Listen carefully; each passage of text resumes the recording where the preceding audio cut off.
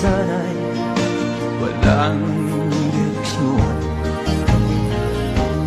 Tila kay lupit-lupit itong panahon.